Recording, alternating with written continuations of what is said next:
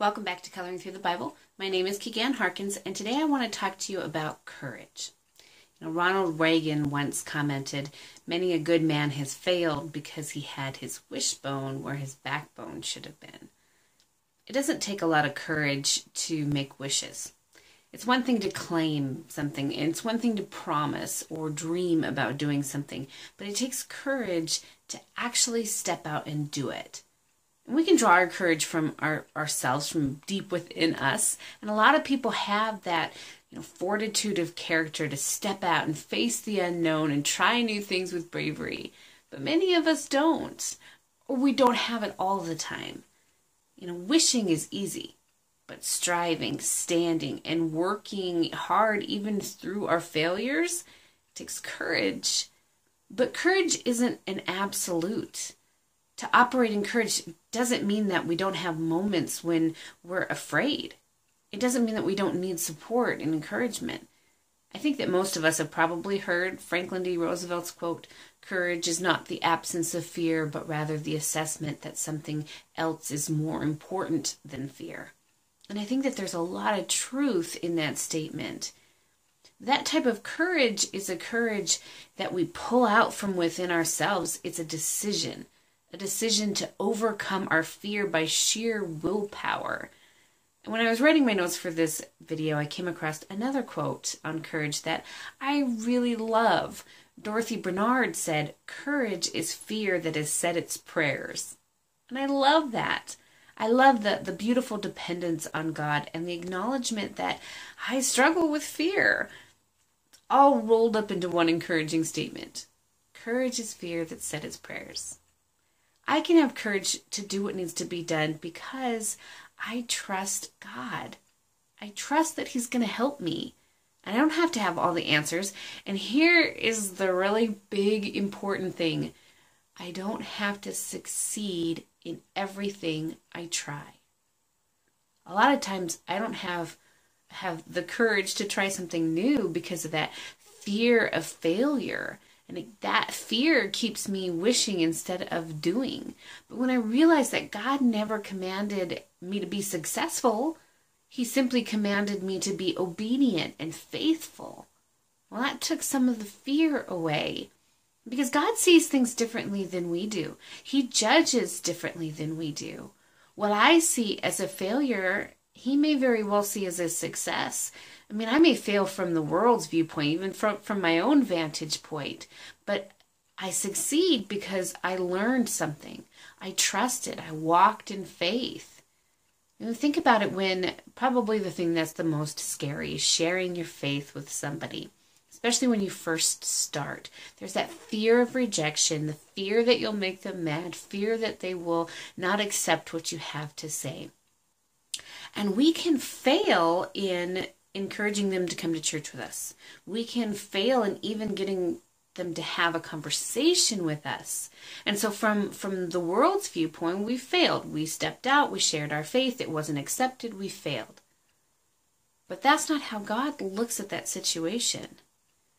We may have succeeded in learning something. We may have succeeded in exercising our faith. We may have succeeded in planting a seed that may take years to grow, that we may never know ever grows.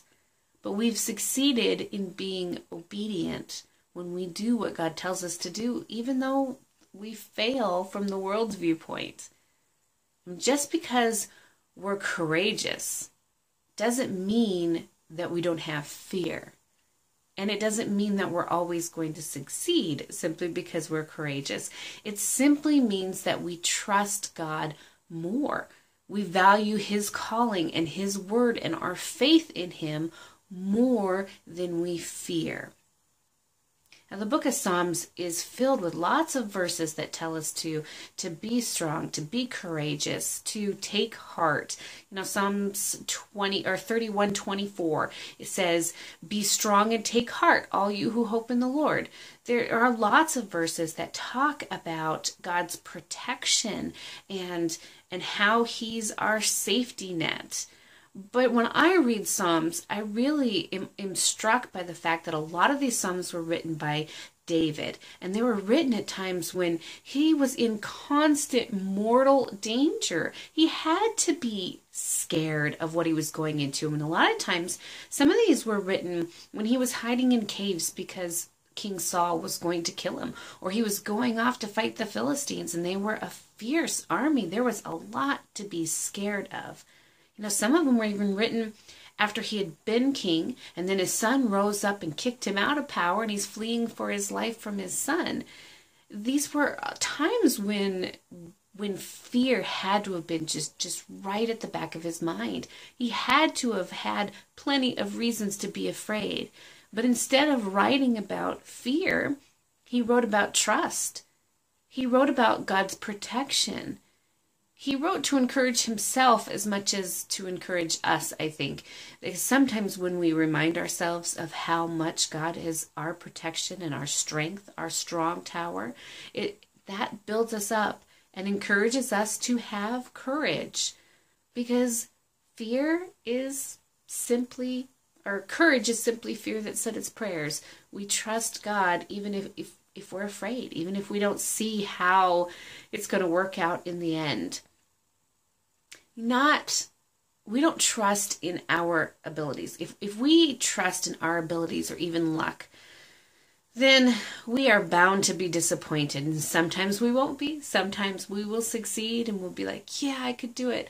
But then there will be a lot of times when, if we're just trusting in our own power, we aren't going to have courage because we realize how limited our power is.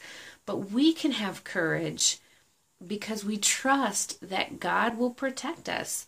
God will help us in our time of need. He will give us success, even if it's not a success that we can really see and appreciate in a physical kind of way, but a spiritual success, even if that spiritual success is just us learning from the experience. Fear and courage are forever tied together because one reminds us of the other. We have courage because our God is bigger than our fears. And when we're afraid, we need to pray and watch that fear turn into trust, into faith, into hope, and into courage.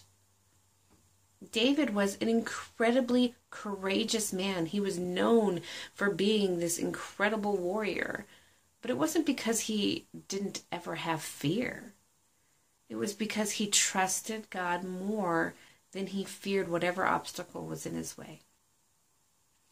So I hope that for you, and me too, that we would learn to draw our courage from God, that we would learn to be courageous and step out in faith, not because we are always going to succeed, not because we are strong enough, but because God's got everything in control, and what he calls us to do, he'll help us do.